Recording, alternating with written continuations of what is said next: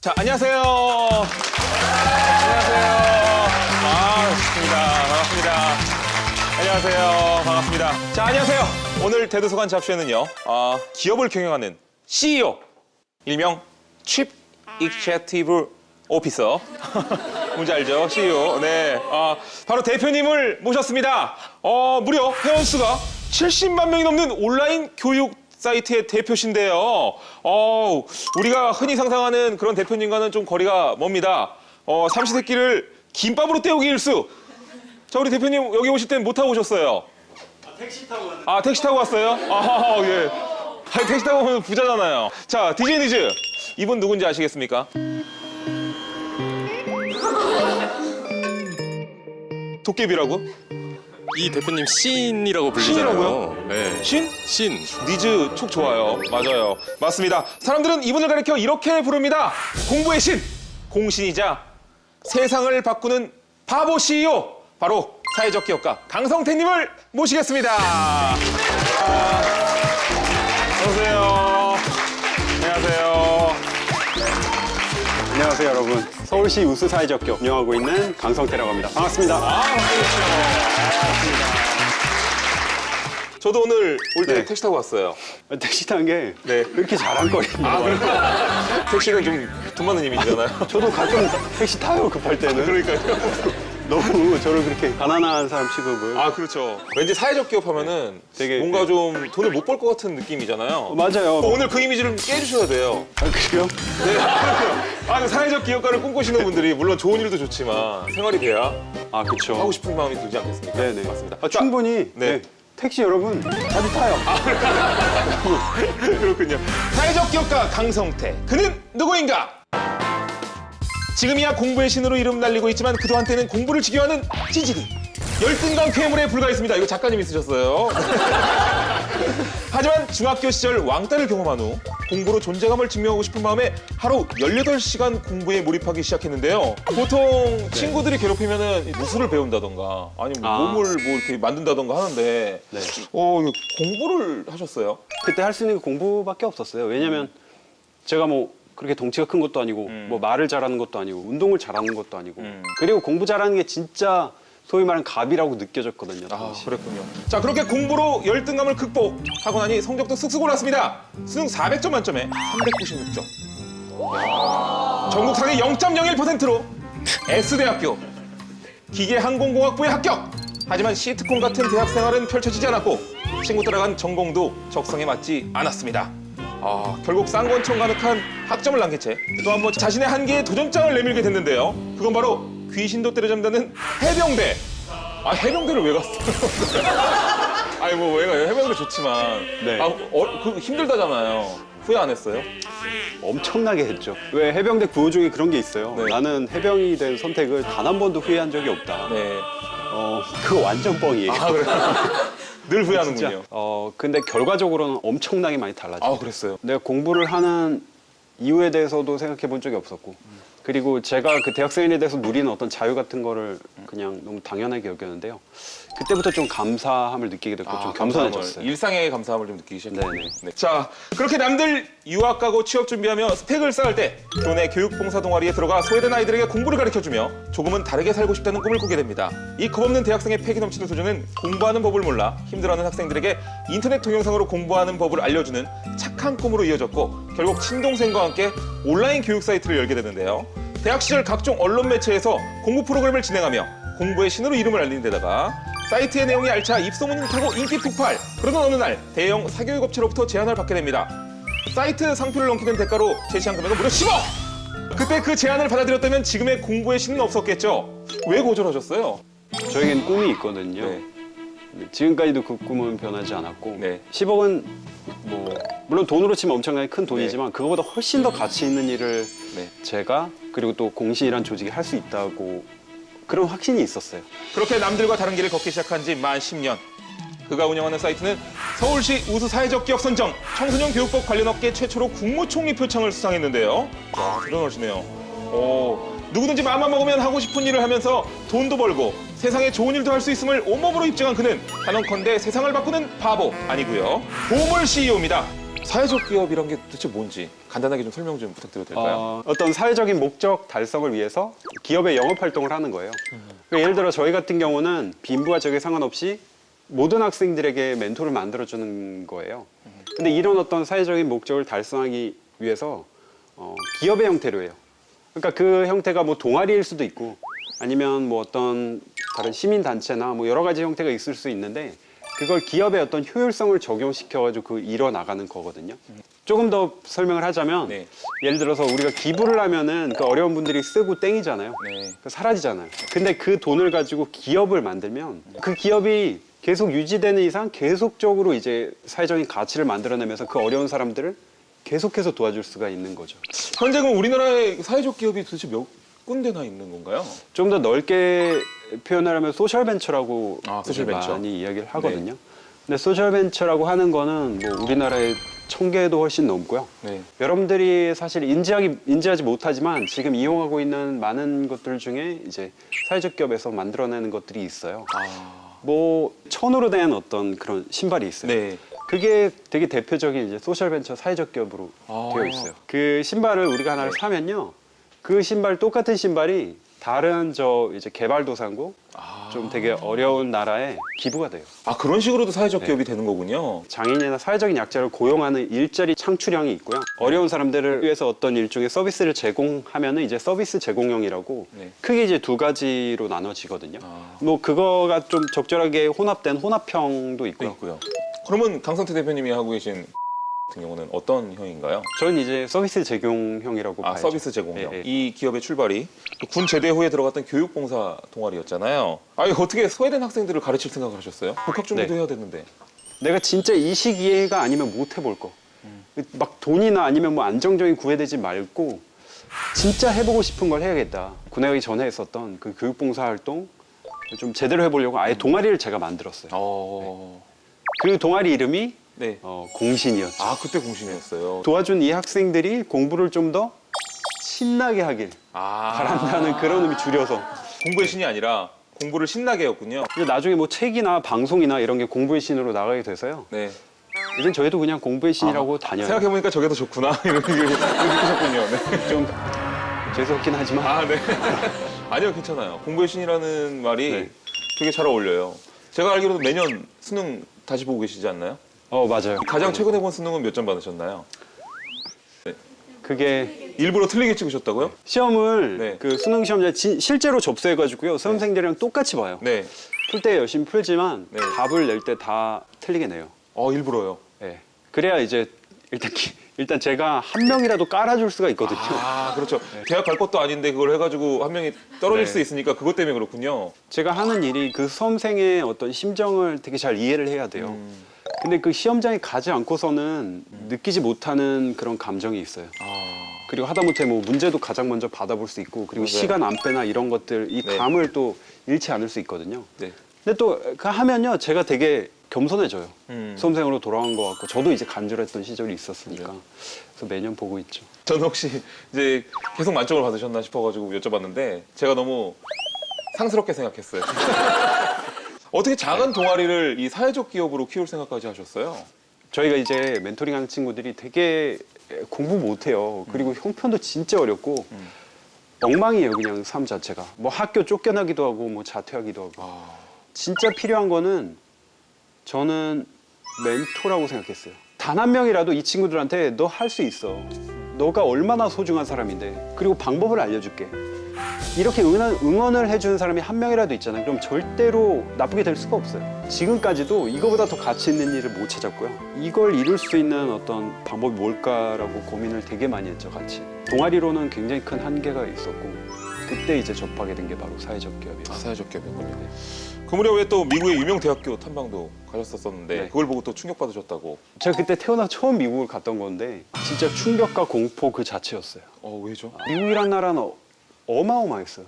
모든 걸 다 가진 거예요. 땅도 넓고 자원도 엄청나게 많고 길거리 사람들도 막 자신감 넘쳐 보이는 거 있죠.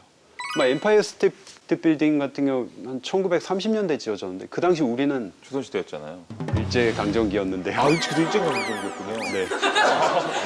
죄송합니다. 제가 여갈못이라서. 아니요. 아니 그러실 수도 있죠. 예. 네네네. 이거 우린 나라가 없었던 시절이었는데 네. 도저히 이런 엄청난 나라랑 우리 이 작은 대한민국이라는 나라 경쟁에서 이길 수가 이건 이길 방법이 없다는 생각이 막 들었어요. 근데 잠이 안 오더라고 그때.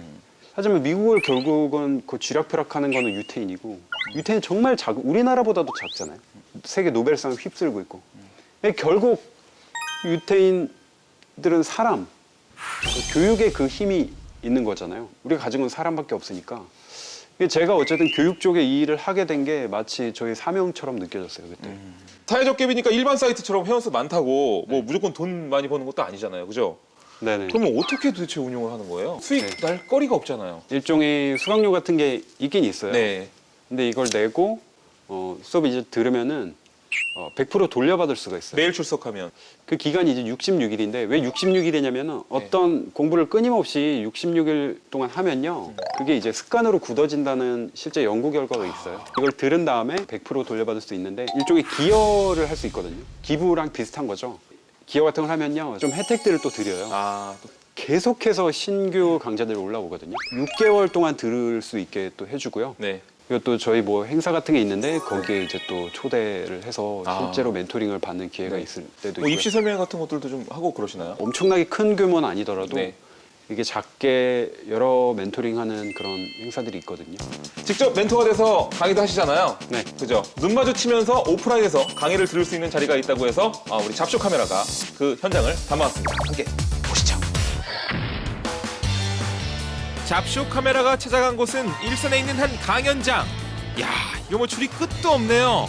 이분들이 여기 모인 이유 직접 들어볼까요? 한계를 깰 수 있을 것 같아서 제 한계 한번 도전해보고 싶다는 그런 생각을 하게 되었습니다. 공부라면 나 몰라라 하던 이들을 책상과 한 몸이 되게 만들고 자신의 한계에 도전하게 하는 사람. 누구냐 넌? 누군지 아시는 분?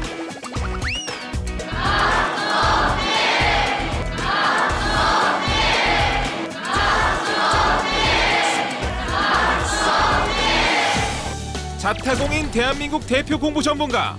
학생들이 가장 만나고 싶은 공부 멘토 1위. 바로 사회적 기업가 강성태 대표. 늘 그냥 단순히 정보 전달을 하는 게 아니라 멘토링이라는 생각을 늘 가지고 있어요. 그래서 정보만 전달하면 안 되고 이 학생들에게 뭔가 진심이 느껴져야 되고 공감할 수 있어야 되고 또 자신감도 키워줄 수 있어야 되고요. 서울대학교라고 알아요? 많은 이들이 그를 만나고 싶어하는 이유는 뭘까요? 명무대 출신 엘리트 선배의 공부 비법을 들으려고? 그런 거 없던데요. 이걸 어디다 붙였냐면 냉장고에 붙였어. 이런 거죠. 저렇게 뭔가를 보상을 걸거나 아니면 무릎 나온 추리닝 입고도 만나 고민을 털어놓을 수 있는 동네 형처럼 가식 없이 거리감 없이 학생들이 정말 잘 되길 바라는 그의 진심이 전해졌기 때문이 아닐까요? 만약에 체크 안 돼 있으면 말해주세요. 모든 경험들을 다 쥐어짜내서 학생들에게 도움될 수 있는 이야기를 해요. 그래서 제가 강연할 때도 강연할 때 그때그때 사실 내용은 다 달라요. 어떻게 보면 이 학생들이랑 좀 대화를 하면서 강연이긴 하지만 거기에 맞춰서 또 제가 해줄 수 있는 말들을 끄집어내서 또 얘기를 하고 그러거든요. 그가 전한 최고의 공부법은 5점, 10점 반짝 성적을 올리는 게 아니라 공부를 하는 습관을 기르자는 겁니다. 내가 평균적으로 뭐 5시간 매일 하겠다고 하면요. 그렇게 딱 정해놓고 5시간 채울 때까지 무조건 하는 거예요. 이제부터 하루에 이제 몇 시간씩 이게 할 건지 그러면 되겠죠? 몇 시간? 3시간?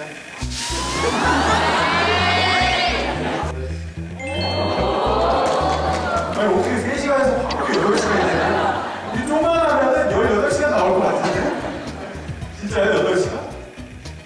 정말? 5시간. 고등학교 1학년부터 수능 집중 시간 매일 5시간? 방송에 나갔어요. 빼박 캔트예요. 실천해보고 싶은 공부법을 많이 들어서 너무 좋았어요. 대단하다. 저런 게 의지구나. 이런 걸. 그거 보고 되게 뭐가 올라오는데. 제가 할 수 있다는 생각을 들었고 결국 이번 겨울방학에 실전을 해보려고 마음을 먹었습니다.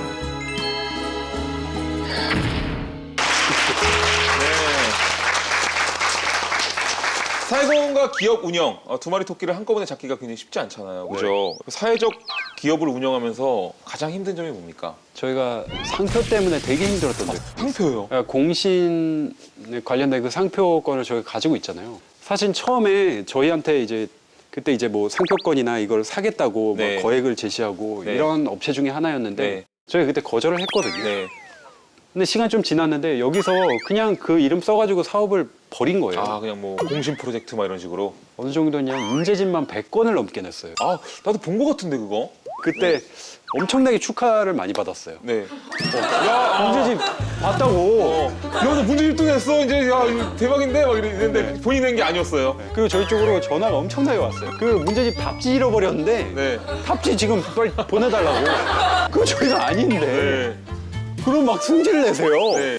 처음엔 저희도 워낙 모르니까요. 아무것도 모르기 시작했으니까 그냥 신기했어요. 네. 공신 이름 딴 데서 쓴다. 와 좋다. 뭐 이렇게. 사회적 기업 이런 하는 과정에서 자문을 받을 기회가 사실 되게 많아요. 한 번은 변호사님이 그 얘기를 들으시더니 정색을 하시면서 이거 진짜 큰일 날 일이라고. 맞아요. 이게 결국 이런 식으로 다 뺏긴대요. 그래서 진짜 어쩔 수 없이 이제 그 소송까지 하게 된 거예요. 근데 이게 여러분 소송을 진짜 살면서 할 게 못 되죠. 예, 진짜 되게 시간을 많이 뺏기고요. 그리고 막 경찰서도 가야 되고 내가 이런 거 하려고 진짜 내가 뭐 이런 멘토링하고 내가 뭐 소셜 벤처 한다고 했나 진짜 이런 막 정말 자괴감이 자괴감이 진심으로 들어요. 근데 진짜 다행스럽게도 결과적으로는 잘 끝나게 됐죠. 시작하기 전에 이런 상표 같은 것도 되게 신경 써야 될 것 중에 하나예요. 반대로 그러면 사회적 기업을 운영하면서 좀 약간 보람을 느낀 순간은 언젠가요? 지금도 느껴요. 아 지금도. 정말 과거에 그 소위 말해 찌질했던 그 강성태가 그냥 이렇게 뭐 안 답시고 이렇게 여러분들한테 말할 수 있다는 것 자체도 전 너무나도 영광이에요. 뭐 어렸을 때 그리고- 찌질 안 하는 사람은 어디 있습니까? 다 찌질했지. 저 진짜 콧물 막 이렇게 흘리는 저희가 무수히 많은 멘티들이 있거든요. 굉장히 큰 도움이 됐다고 이렇게 연락을 줄 때도 있고 그런 멘티들이 실제 멘토가 되거나 이런 경우를 정말 매일같이 제가 그 사례들을 이제 접하게 되거든요. 그러니까 너무나 보람 속에 살고 있어요. 아, 네. 어떻게 보면은 제자라고 해야 될까요? 제자는 아니에요. 저는 맞아요. 여러분 저는 선생님이란 표현을 네. 써본 적은 없어요. 멘토라는 표현을 많이 쓰는군요. 멘토도 사실은 네. 잘 안 쓰고요. 학생들이 저희를 뭐라고 불러요? 부를 때 공신님이라고 불러줘요. 그게 좀 그 어처구니 없을 텐데. 아, 근데 좋아요, 저희는 좋아요. 네. 되게 감사한 일이에요. 왜냐면 멘티들이 붙여줬기 때문에 아, 공신들끼리 대도공신님 아이고 우리 성태 김공신 공신님. 맞는가? 공신이 또 이 자리에 나왔는데 또 안 물어볼 수가 없겠죠? 성적 쭉쭉 올리는 비법. 네. 강의를 좀 해주실 수 있나요? 시킨 대로 다 합니다. 아 좋습니다. 감사합니다. 야, 진짜. 실제 공신들이 어떻게 계획을 짜는지 그걸 말씀드려볼게요. 계획표를 뭐 다짜고짜 종이에다 그냥 쓰는 게 아니에요. 내가 영어 이제 공부를 한다고 예를 들어보죠. 그러면 이 문제집을 어떻게 하냐? 실제로 시간을 정확하게 스톱워치 같은 걸로 재면서 1시간 동안 내가 얼마나 푸는지를 측정을 해보는 거예요. 1시간 동안 내가 10문제를 풀 수 있었어요. 자, 이게 뭐냐면 이게 바로 공부 속도가 되는 거예요. 여러분들에게 수학 문제를 좀 내볼게요. 자, 이 문제집을 딱 봤더니 200제예요. 200제는 무슨 뜻이죠? 200문제. 그렇죠. 200문제란 뜻이죠. 아주 훌륭한 학생들이에요. 이 문제집을 내가 1시간 동안 10문제를 풀 수 있는 사람이란 말이에요. 그럼 이 200문제를 다 푸는데 몇 시간이 걸릴까요? 20이죠. 자, 20시간. 이걸 하루에 1시간씩 하면은 전체 다 푸는데 며칠이 걸려요? 20일. 자, 하루에 2시간씩 하면 전체 다 하는데 며칠 걸리죠? 10일. 자, 여러분들 이런 식으로 교재마다 여러분들이 하루에 얼마씩을 하고 그리고 내 이 교재가 며칠 날 끝나는지 그 목표일까지 딱 나와야 돼요. 그러니까 내가 하루에 2시간씩 해서 10일 뒤에 이게 마친다. 그 목표일까지 아주 그냥 문제지 그 표지에다 적어 놓는 거라고요. 이해되십니까? 그 다음 뭘 하냐? 시간대 이렇게 딱 구별을 한 다음에 등교, 하교 뭐 이런 거 다 빼고요. 뭐 학원 가는 시간 이런 거 다 빼고 수업 시간 다 빼고 온전히 내가 온전히 쓸 수 있는 그 시간만 남긴다고요. 그걸 어떻게 표현하냐면 가용 시간. 자, 이 가용 시간 내가 쓸 수 있는 시간 이렇게 빈칸으로 되어 있죠. 그럼 여러분 그 다음에 어떻게 하냐? 우리가 공부 속도 교재별로 이걸 근거로 해서 하루에 얼마만큼의 양과 얼마만큼의 시간을 할지를 정하는 거죠. 그걸 이 가용 시간, 내가 온전히 쓸 수 있는 부분만 남겨놨잖아요. 거기다 하나씩 채워 넣는 거예요. 많은 학생들이 내가 몇 시간을 공부했는지를 대부분 몰라요. 근데 사실 여러분 3시간 했다고 느끼지만 실제로 재보면 30분도 안 했어요. 이 두 가지 개념을 기억하신 다음에 계획을 짜시면 여러분들한테 딱 맞춰진 계획을 세워서 여러분들이 그걸 실천하고 그 어떤 보람과 성취감을 함께 느끼실 수 있을 겁니다. 이해됐나요? 네. 이 정도로 미니 강의니까. 좋습니다. 그럼 이쯤에서 여러분들의 질문을 좀 받아보도록 하겠습니다. 사회적 기업가 강성택이 묻는다. 우리들의 잡생각.